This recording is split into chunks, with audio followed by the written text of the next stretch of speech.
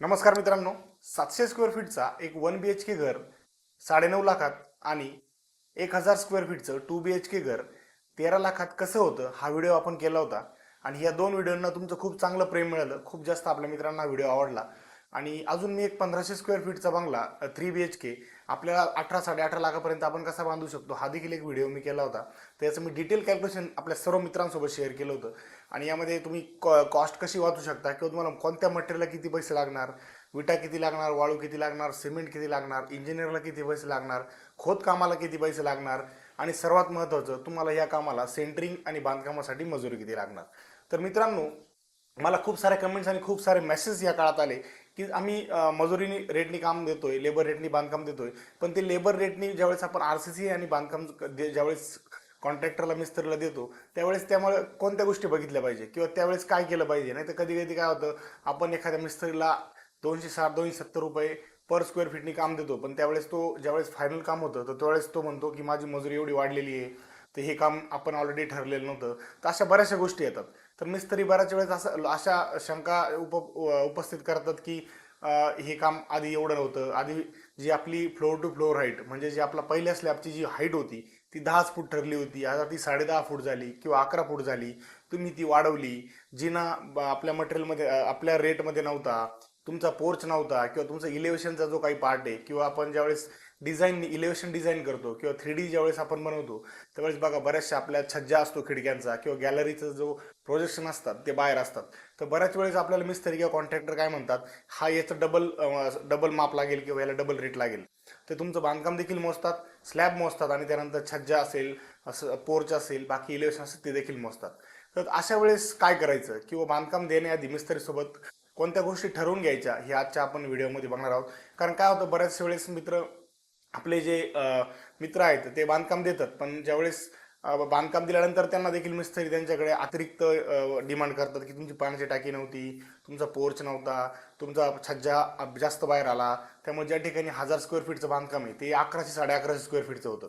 बऱ्याच लोकांनी मला ही या ठिकाणी त्यांची जी अडचण होती ती मला सांगितली. तर त्यासाठी आपण हा व्हिडिओ आजचा घेऊन आलो आहोत. तर सर्वात प्रथम मित्रांनो, ज्यावेळेस आपण आपल्या घराचं बांधकाम करणार असतो किंवा ज्यावेळेस आपला प्लॅन फायनल होतो त्यावेळेस आपण काय करतो, सर्वात प्रथम एक मिस्त्री बघतो किंवा एक कॉन्ट्रॅक्टर बघतो जो आपल्याला बांधकाम लेबर रेटने बांधकाम करून देईल, RCC काम करून देईल म्हणजे स्ट्रक्चर असेल, सेंटरिंग काम करून देईल, त्यानंतर सगळ्या गोष्टी करून देईल. तर ह्या 260 ते 270 280 रुपये पर स्क्वेअर फीटमध्ये काय काय असतात, तर तुमचं बांधकाम, तुमचं सेंटरिंग काम, तुमचं स्लॅबपर्यंत सगळं आपलं कॉन्क्रीटची भराई, स्लॅबची सेंटरिंग किंवा पूर्ण स्ट्रक्चरची सेंटरिंग आणि बांधकाम आणि प्लॅस्टर. तर यासाठी आपण जनरली 260 ते 280 रुपये पर स्क्वेअर फीटपर्यंत रेट असतो. तर सर्वप्रथम ज्यावेळेस आपण कॉन्ट्रॅक्टर फायनल करतो तर सर्वात स्पष्ट पहिली गोष्ट म्हणजे जी आपण ठरवून घेतली पाहिजे ती म्हणजे या कामाचा स्कोप किती. म्हणजे ज्यावेळेस हे काम तो मोजणार कसं, ज्यावेळेस आपण प्लॅन आपला फायनल होतो, ज्यावेळेस 1000 स्क्वेअर फीटचा प्लॅन आहे, तर त्या प्लॅनवर आपण त्याला तेवढा रेट देणार की ज्यावेळेस ॲक्च्युअल काम झाल्यानंतर जे काम होईल त्यावेळेस तो रेट देणार. बऱ्याचशा केसमध्ये कॉन्ट्रॅक्टर काय करतात, ज्यावेळेस तुमचं फायनल काम होतं, ज्यावेळेस फायनल स्लॅब होतो किंवा घराचं काम फायनल होतं त्यावेळेस ते काय करतात, स्लॅबची मोजणी करतात. तर तुमचा स्लॅब किती आहे, जनरली जो रेट असतो हा स्लॅबवर मोजला जातो, म्हणजे जे पर स्क्वेअर फीट असतात ते स्लॅबवर मोजले जातात. पण बऱ्याच वेळेस कॉन्ट्रॅक्टर म्हणतात की छज्जा वाढला किंवा तुमची जी फ्लोअर टू फ्लोअर हाईट वाढली. तर मित्रांनो, हे आधीच आपण ठरवून घ्यायला पाहिजे. ज्यावेळेस आपण आपला इंजिनियर असतो किंवा आपला प्लॅन फायनल होतो त्यावेळेस आपण इंजिनियरकडनं प्रॉपर जे इलेव्हेशन आहे किंवा जे प्रॉपर प्रोजेक्शन आहेत, म्हणजे आपल्या खिडकीचा छज्जा किती बाहेर जाणार आहे किंवा आपली फ्लोअर टू फ्लोअर म्हणजे फरचीपासून तर आपल्या स्लॅबपर्यंत जी आपण उंची किती ठेवणार आहोत या गोष्टी ऑलरेडी आधी डिसाईड झालेल्या पाहिजे. त्यानंतरच आपण हे सेंटरिंग मिस्त्रीसोबत किंवा बांधकाम मिस्त्रीसोबत या गोष्टी ठरवून घेतल्या पाहिजे, जेणेकरून त्यांना देखील त्रास होणार नाही किंवा तुम्हाला देखील त्यानंतर या ठिकाणी त्यांच्याशी वादविवाद करावे लागणार नाही. तर मित्रांनो, कसं असतं जनरली हा जो रेट असतो हा 10 फूट, आपण जी फ्लोअर टू फ्लोअर हाईट जी असते 10 फूट असते. तर कधी कधी काय असतात, काही काही ओनर असतात त्यांना फ्लोअर टू फ्लोअर हाईट म्हणजे जी फरचीपासून स्लॅबपर्यंतची जी उंची ती त्यांना वाढवायची असते. तर ते काय करतात, तर ती उंची वाढवतात म्हणजे 11 फूट 11.5 फूट करतात. तर त्या केसमध्ये देखील मिस्त्री काही त्यांच्याकडे रेट वाढवून मागू शकतो. त्यामुळे तुम्ही ज्यावेळेस प्लॅन फायनल होतो, काम सुरू करायच्या आधीच या गोष्टी तुमच्या मिस्त्रीसोबत तुम्ही ठरवून घेतल्या पाहिजे आणि तुमचा रेट फायनल केला पाहिजे. त्यानंतर ज्यावेळेस आपण गॅलरीचं डिझाईन करतो किंवा आपण एक आपल्या विंडोवर प्रोजेक्शन करतो किंवा जे आपला जो पोर्च असेल त्यावेळेस किंवा आपण 3D इल्युएशनमध्ये ज्यावेळेस काही प्रोजेक्शन बाहेर काढतो त्यावेळेस देखील आपण हे मिस्त्रीला आधीच सांगितलं पाहिजे की हे आमचा 3D आहे, या 3D प्रमाणे आम्ही हे प्रोजेक्शन बाहेर काढणार आहोत आणि आमचा एरिया एवढा असणार आहे. त्यामुळे मिस्त्रीकडनं देखील कन्सेंट आला पाहिजे किंवा त्याने देखील त्या गोष्टी मान्य केल्या पाहिजे.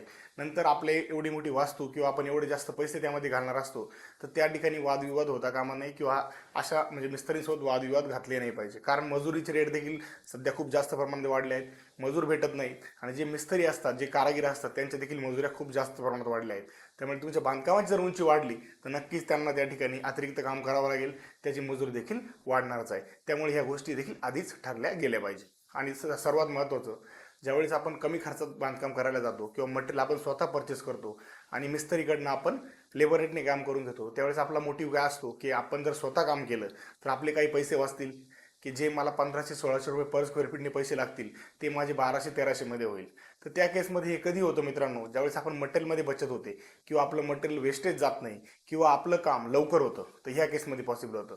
त्यामुळे तुम्ही जेव्हा मिस्त्रीला काम देणार आहात तर त्या मिस्त्रीकडे लेबर किती आहे किंवा त्याच्या सध्या कामं किती चालू आहेत, त्यामुळे तो तुमचं काम तेवढ्या वेळेत करू शकतो का हे देखील आपण बघितलं पाहिजे. कारण बऱ्याच वेळेस काय होतं, मिस्त्री जे असतील, कॉन्ट्रॅक्टर असतील, ते खूप सारे काम त्यांच्याकडे असतात आणि त्यावेळेस त्यांचे मिस्त्री त्यांच्याकडे लेबर्स तेवढ्या प्रमाणात नसतात. त्यामुळे लेबर असणं आणि त्यांचे कामं देखील मर्यादित चालू असणं महत्त्वाचं आहे. कारण की समजून घ्या, एखाद्या कॉन्ट्रॅक्टरचे खूप जास्त कामं चालू आहेत आणि तो तुमच्या कामाला कसा वेळ देईल. त्यामुळे जे नवनवीन कॉन्ट्रॅक्टर असतात किंवा ज्यांच्याकडे काम करायची चांगली क्षमता आहे आणि त्यांच्याकडे काम नाही आणि ते चांगलं काम करू शकतात, अशा लोकांना तुम्ही कामं द्या, जेणेकरून तुमचं काम लवकर आणि वेळेत पूर्ण होईल. त्यामुळे त्यांचा देखील 4 पैसे फायदा होईल आणि तुमचं काम वेळेत पूर्ण झाल्याने तुमची देखील काहीशी बचत होईल.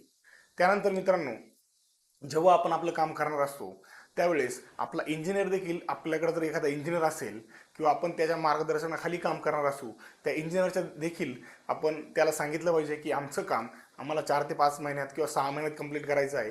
त्यामुळे जर आमचा स्लॅब असेल तर त्या दिवशी तुम्ही या किंवा स्लॅब पासिंग करा.